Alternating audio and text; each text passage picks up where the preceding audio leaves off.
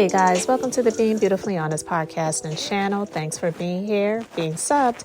If you're not, hit the button. And if you're listening on YouTube, hit the like. It's like walking in the room and hitting that light switch. Let's brighten up the place and get into this podversation. All right, so I want to talk about several things, but because I want to make this brief, I'm probably going to come back and do another conversation, at least one or two more, just depending on how this one goes, because I have been meaning to talk about this, but I haven't. But for those of you who have been on my platform for a little minute now, you know that I've talked a little bit about Larry Reid and the accusations, allegations, and proof and receipts and victims that have come out about him. And I also did a breakdown of the conversation that Arman Wiggins, stormmonroe, and Larry Reid did about a year ago. And that was in several parts because I had been meaning to talk about that before, but I just never got around to it. And in light of all of the things that came out about Larry Reid, I thought it was a perfect time to do it because now it just kind of made it come back to light as to these two internet personalities that have very large platforms, stormmonroe, who I wouldn't say he started out with Tasha K, but he definitely got his growth from being with Tasha K. And then Arman Wiggins, he claims he was never her protege or mentee or whatever. And that's fine. I don't care. That's neither here nor there. But he had his aughts with Tasha K. And we know stormmonroe had a falling out with Tasha K. And then also Larry Reid was exposed, okay, by Tasha K. So these three had like a common hatred, I'll just put it like that, for Tasha K. So they decided to come together. I felt like Larry Reid used the both of them for their larger platforms to really get more notice so that his platform could hopefully grow more, as well as exposing his weirdness to a lot of those people that are subscribers to stormmonroe and Arman Wiggins that didn't know anything about Larry Reid, because he was more in the church sector, if you will, and exposing people in the church. But what I wanted to talk about is this.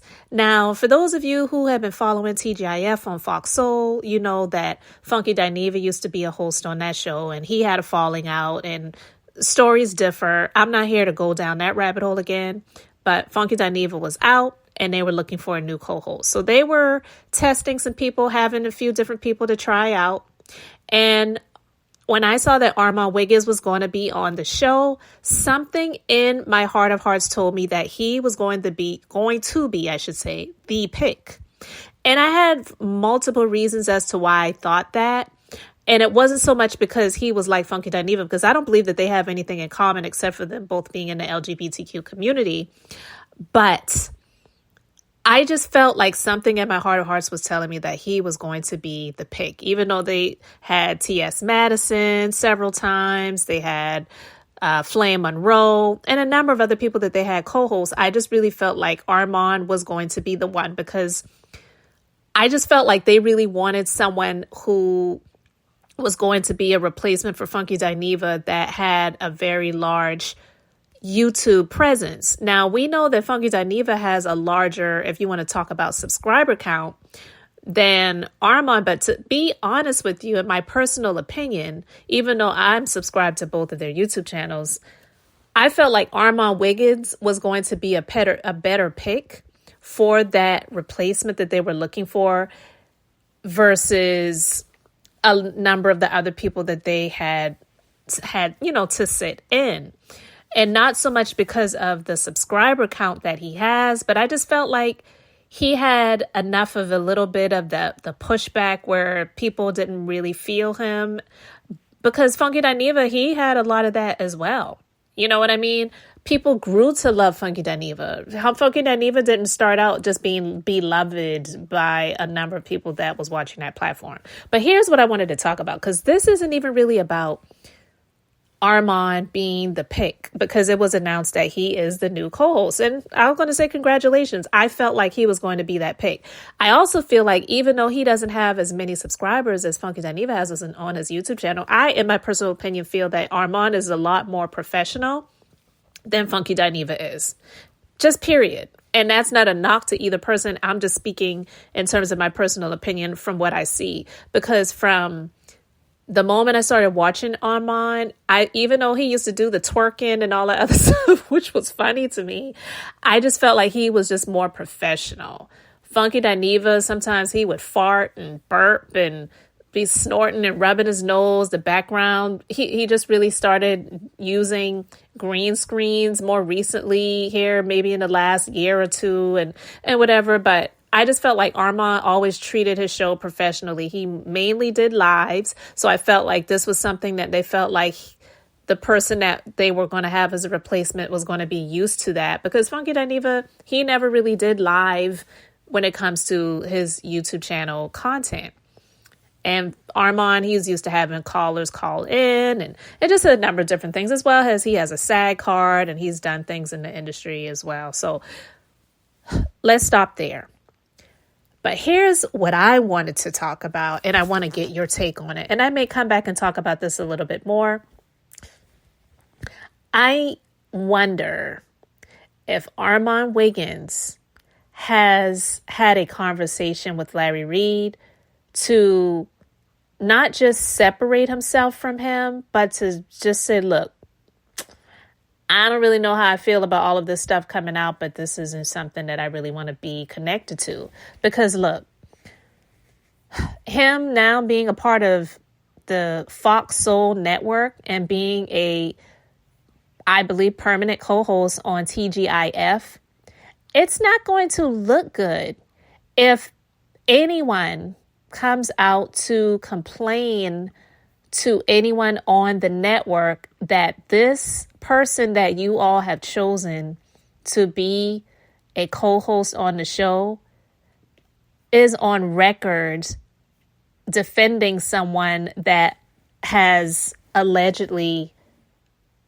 done things to assault other males, and also just a number of other things that have come out.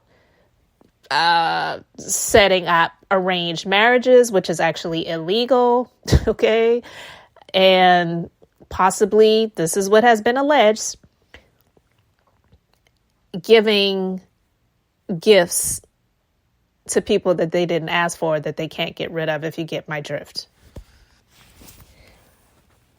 And the reason why I also wanted to talk about this too is because if you all do recall, or if you don't, when these things started coming out, Larry Reid said that he was scheduled to do an interview in LA. And I believe that it was regarding all of the stuff that was coming out, right? I don't really know anyone in LA that cares about Larry Reid or would care to do an interview with him, except for, at the time at least, Armon Wiggins, because we know that he had connected with Armon Wiggins before, and they had several conversations, and Armon Wiggins is on record saying how much he really respects Larry Reid. But now that Armon Wiggins has received this opportunity to be the co-host for TGIF on Fox Soul, I don't think that it is in his best interest to have any type of connection with Larry Reid. Larry Reid was out here talking about lawsuits were about to be filed against TD Jakes for SA and grooming and all of this other stuff of this guy, Prophet, quote unquote, Prophet Manasseh Jordan, who was the son to his mentor, Bishop Bernard Jordan. Like, this isn't good for Armon to be connected to. And that's one of the reasons why I did a breakdown of that conversation that him and stormmonroe had, because when all of these things started coming out, I could have missed something. So you can let me know if I missed something, but I haven't seen anything where Armon or stormmonroe, for that matter, has come out to say anything about Larry Reid or separated themselves from him in any way. Now, I can't say I've heard them out here defending him or windmilling for him, and smart for them not to do that, right? But now that Armon has really gotten this opportunity, then that guy doesn't want to have any type of connection or attachment to Larry Reid. So I haven't heard anything about him doing an interview in LA. Like, have you all seen it? Has it been scheduled yet? Was it somebody else besides Armon? Because I really don't know anyone else that would see him as relevant enough to talk to. Armon is the only one that I could think of that has a platform that is in LA that he felt like he had a connection to, that he could come out and discuss this with and talk to. No, but I don't know. I mean, let me know if I'm wrong.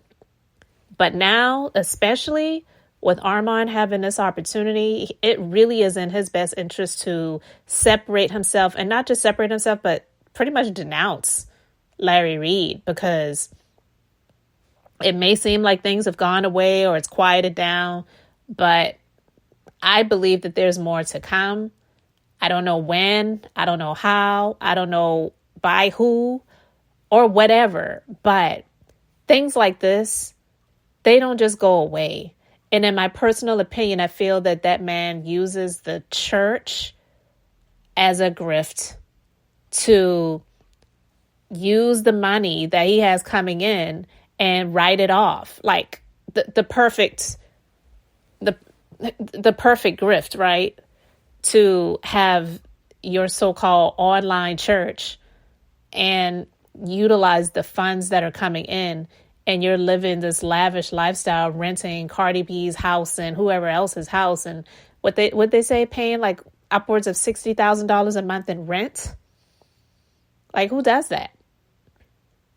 But hey, if it's a tax write-off for you and you're not just throwing that money away, and you can write it off as this is a religious entity expense or whatever he's doing, it's crazy to me.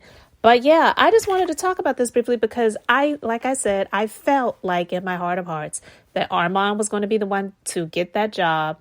I'm definitely not claiming to be a prophet or a psychic or anything along those lines, but I really did feel that that was going to be his position.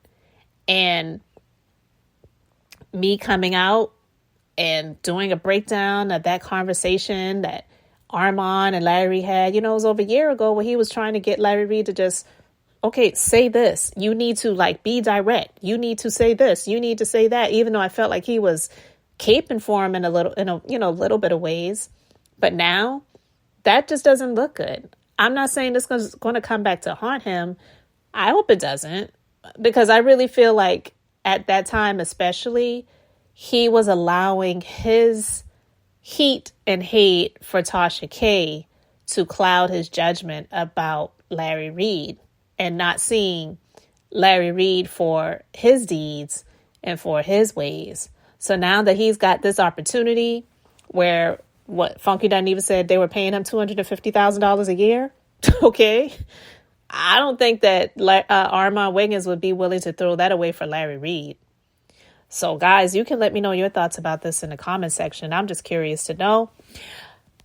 So we'll see what comes of this. But guys, thanks so much for being here, for liking and subscribing. I'm Beth, just being beautifully honest. So until next time, I wanted to keep it brief, beautiful, and now I'm going to say bye. Don't wanna talk, don't wanna see, don't wanna feel, word is left.